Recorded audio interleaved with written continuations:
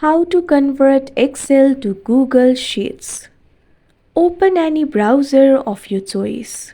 Click on the search bar. Type in drive.google.com. Press enter.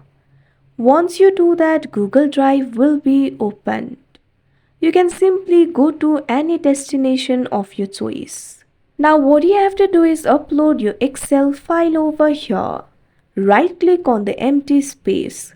Click on the option File Upload. Go to the destination where you have saved the Excel sheet.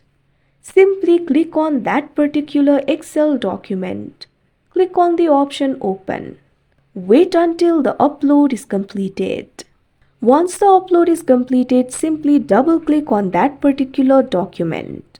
Now it will be opened in the Google Sheets. Click on the option File. Click on the option Save as Google Sheets. Once you do that, you can see over here that Excel document will be saved as the Google Sheets. Like this, you can convert Excel to Google Sheets. That's it for this video. Thank you for watching.